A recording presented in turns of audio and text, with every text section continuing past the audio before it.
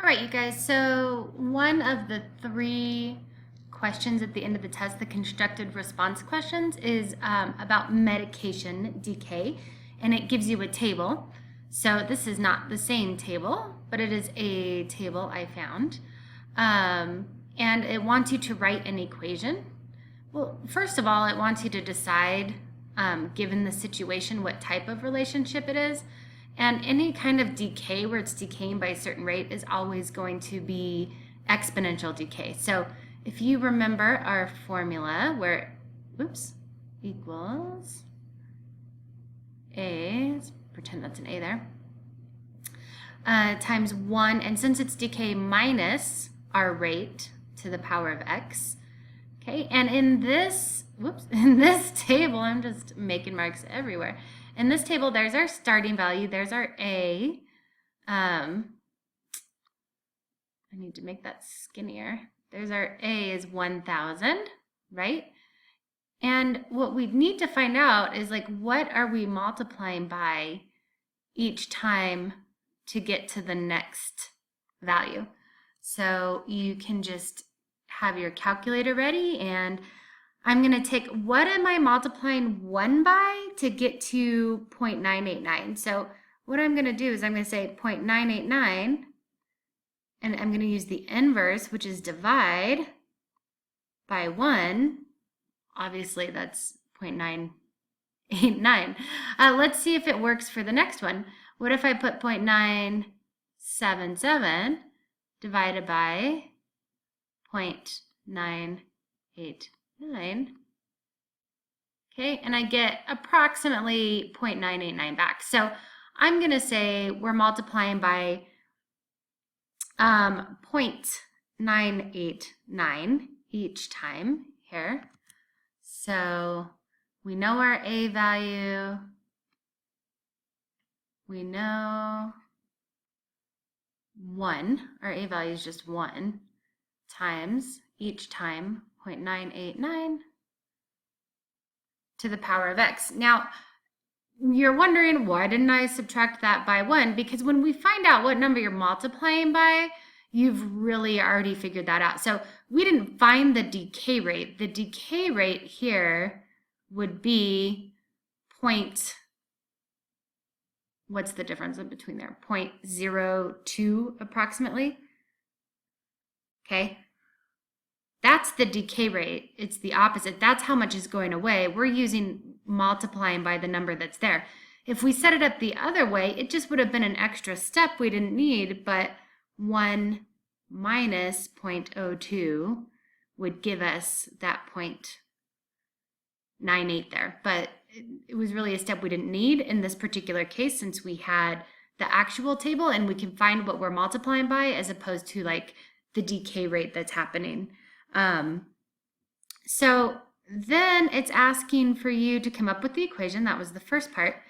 And then what the question asks for you is to find out when you're going to have a certain amount left. So let's say, and our table already tells us this in this case, but let's just say I asked for a number in between. So our table says at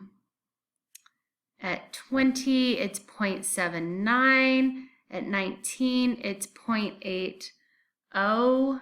What if we are looking for 0.8 exactly? What if we're looking for 0.8 exactly? So it's going to be a number in between 20 and 19, but we want an exact number. So y is how much is left over, right?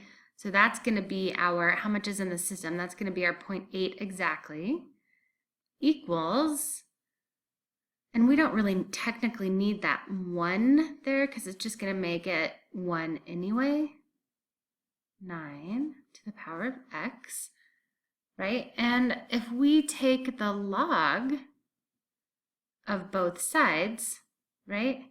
So we have to do the log of 0.8 equals x log of 0.989, then divide both sides by log Remember, the log of something is just a number. And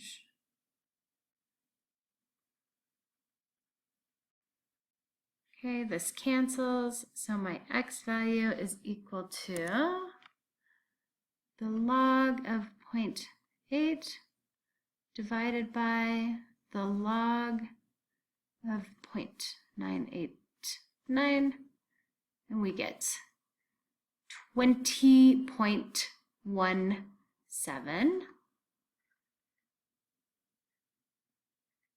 Okay, which is right in between those two values that we were looking at, right? Bigger than 20, less than 19, but not by much. That's because we're dealing with such small levels.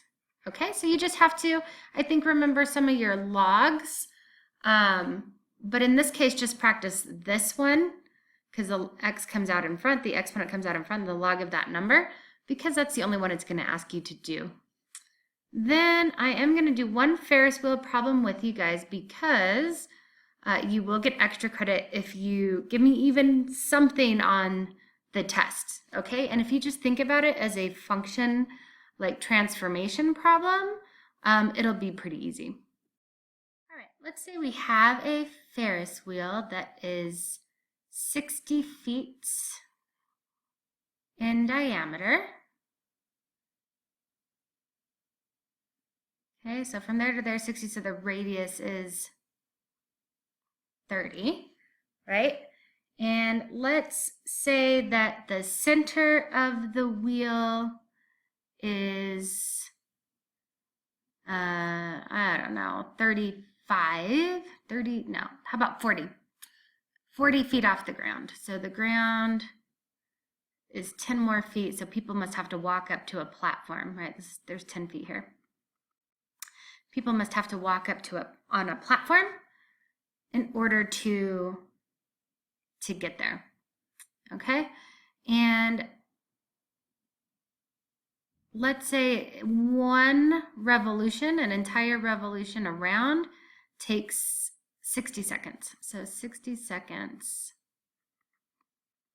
to get around. Okay, so if you're going to draw a quick graph of the situation, you're going to get on at 10 feet, you're going to get on the Ferris wheel. 30 seconds later, you're going to be at, how tall, how would it be, 70 feet in the air, right? And then at 60 seconds, you're going to be back at 10 feet. So this is one whole period of our curve. Once around, oh, it's terrible. Terrible curve here, okay? Okay. So we're going to get on the bottom right here, and that means halfway between 10 and 70 is going to be 40, right? 40 is going to be 30 from each one. So our amplitude is 30 feet. Okay. But it's drawn at 40. Okay.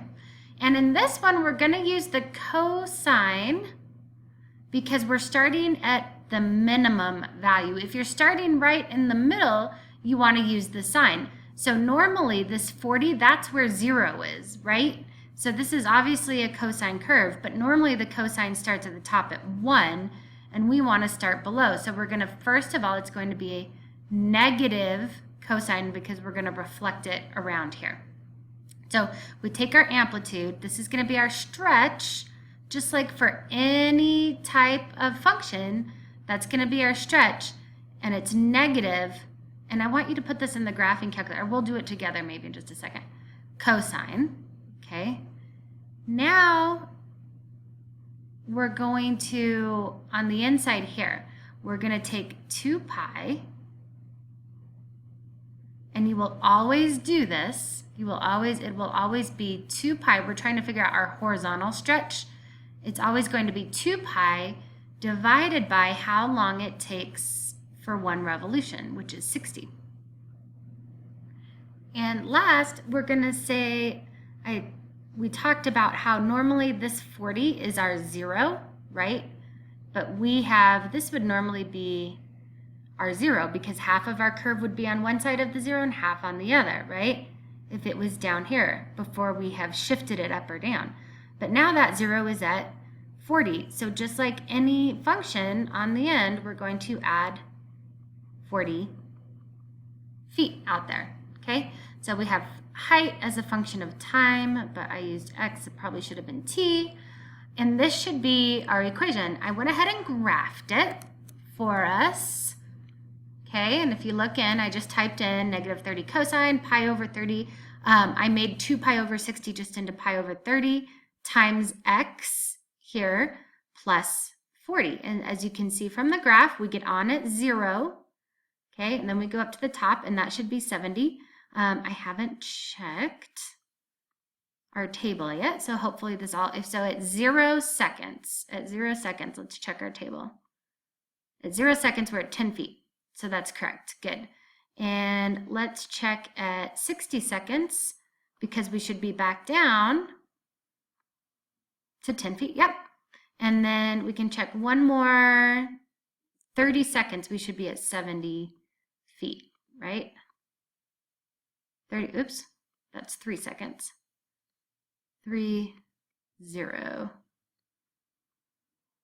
Yep, 70 feet. So we have a perfect equation. Now, and I'm looking at the question right here, is going to ask us to find is using a mathematical model to determine approximately when the rider will be 50 feet above the ground. So let's go ahead and just let's go ahead and use the same number, 50. So 50 would be our height, so we want to solve this. And it's a lot easier than you guys are probably thinking.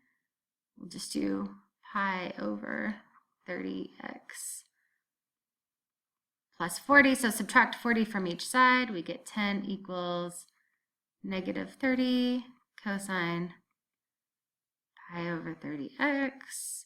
Then divide by negative 30, so I get negative like 1/3 equals cosine of pi over 30x. Although I guess I'm making this, you guys could just use that calculator and solve for that time before I finish solving this. I can show you that really quickly. If we go to second calc, and we want to, do this. Y equals, we'll just do a line at 50. Oh, this is so much easier. A line at 50, we graph that. Okay, so if we find those two intersection points, so it's going to happen twice, right? On the Ferris wheel, it's going to happen once on the way up and once on the way down. If you find those two intersect points, those in between those 2 points are the time that they are going to be above 50 feet on the ground.